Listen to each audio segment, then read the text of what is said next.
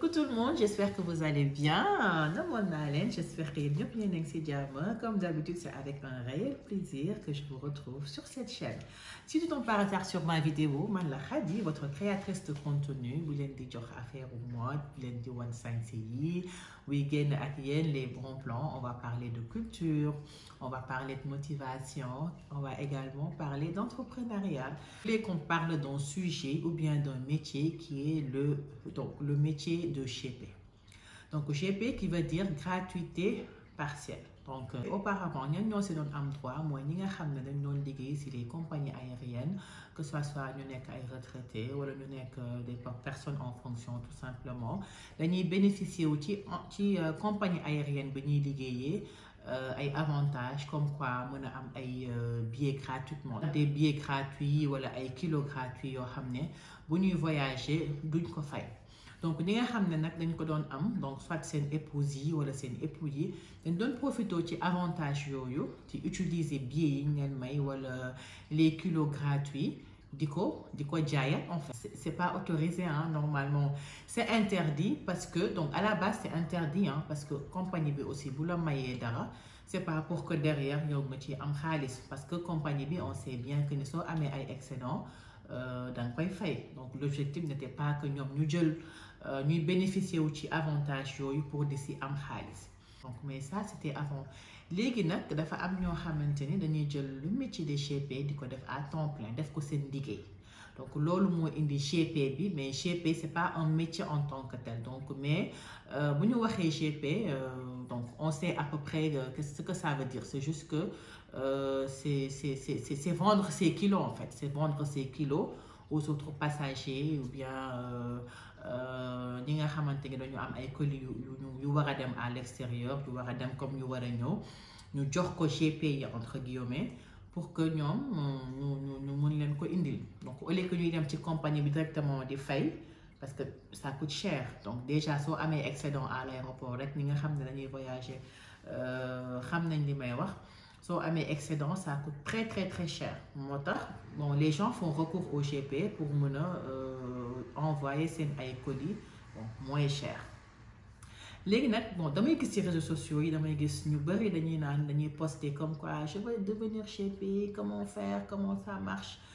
Aussi par rapport à ça may wax benn affaire, donc évitez de trop demander des informations sur les réseaux sociaux parce que ku ci nekk da lay wax par rapport ak sa propre expérience. Réponse bi ngeen di am sax bon ça colle pas en fait, parce que am na un jour ma gis kenn koo xam ne dafa ne dafa bëgg a devenir GP kon nan lay def mu am ko ne da ngay dem chambre de commerce dem inscrire foofu.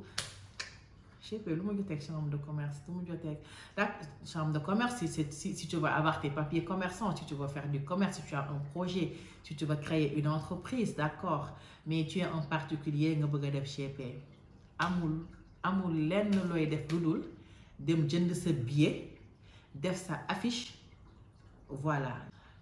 Poster comment? Donc là tu peux poster sur les réseaux sociaux, mën nga ko partager ak sa xarit yi ak sa voilà tes connaissances. Tu leur dis que da ngay def GP léegi Dakar Paris Dakar Italie Dakar, ça dépend ci destination. Un visa pour la France, pour les États-Unis, pour yow yaa xam foo bëgg a dem mën nga def sa GP kay. Donc là tu xoolal ndax est-ce que le visa que tu as te permet de faire des allers-retours. Si oui, pourquoi pas. C'est que tout début est difficile. Donc mënoo ñëw rek nga commencer le métier de GP kenn xamagu la, donc les gens n'auront pas confiance à te voilà donner leur colis comme ça. Il faut que ñu xam la, il faut que nga xaw si yàgg tuuti. Aussi booy dugg ci benn métier bu bees, essayer de rapprocher des gens qui sont déjà dans le milieu. Li nga xam ne ñu ngi def métier boobu essayer leen rapprocher. Donc là je sais que ici au Sénégal ñu bëri ñuy def GP ci benn destination dañuy am ay groupe, dañuy am ay bon association voilà, association des GP de Dakar, Casa Dakar par exemple. Donc soo duggee ci benn destination xoolal ñi nga xam ne ñoo nekk ci milieu, parce que du ñàkk am na y a aussi sur les réseaux sociaux aussi dañuy am seen ay page yoo xam ne fa les GP yi di def seen ay annonce nga dem foofu adhérer voilà nga xool ñoom nu ñuy defee nga def noonu di def nànk-nànk au fur et à mesure di nga dem ba commencer am ay clients nit ñi. Mais non le secret pour que ça soit rentable, donc xam naa ne moom ñu bari loolu la ñuy xaar.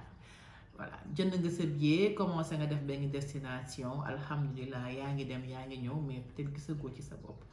Maintenant astuce yi ma leen di jox pour que ça soit rentable c'est quoi mooy éviter leen di voyager tey par exemple ak Air Sénégal suba ngeen voyager ak Royal Air Maroc gannaaw suba ngeen voyager ak Air France c'est-à-dire que yéen fu ngeen xoolee ni gis ni billet bi gën na yomb foofu rek ngeen jënd foofu.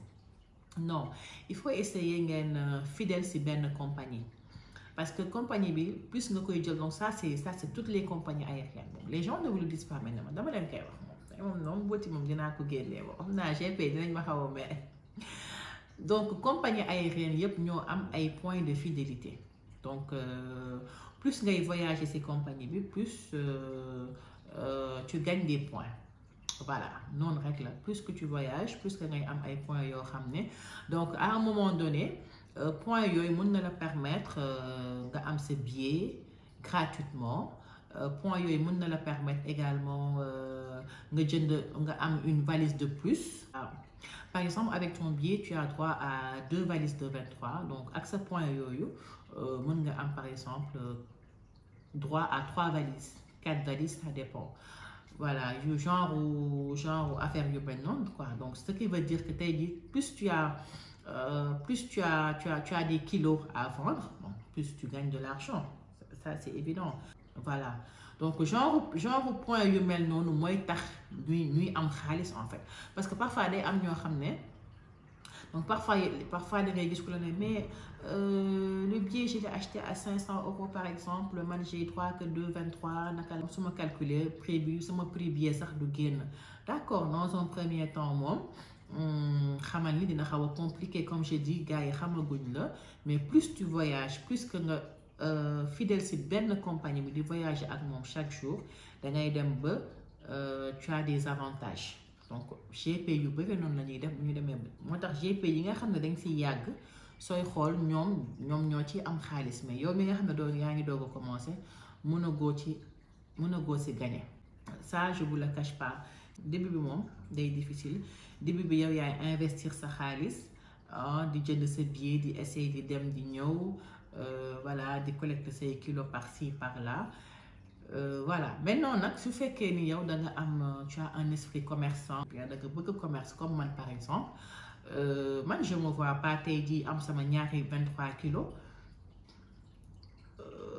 feesul may voyager noonu donc là xamaguñ la tu as droit à par exemple à 2,23 yow tey jii xamaguñ la benn 23 rek nga feesal donc am na benn 23 ak benn 10 kilos boo xamante ni nii amuloo ci ay kilos amoo client mais xoolal dëkk bi ngay dem ñoom lan la ñu war a mën a soxla loo xam ne soo demee foofu nga jaay ko ce séjour avant de rentrer ça te permet de rentabiliser. Sooy ñëw également tu fais pareil say valises feetul xoolal lan nga mën a jënd sooy ñëw nga indaale ko donc soo si yàggee vraiment je dis am na xaalis maintenant comme liggéey yëpp maintenant comme liggéey yëpp GP dafa bëri risque.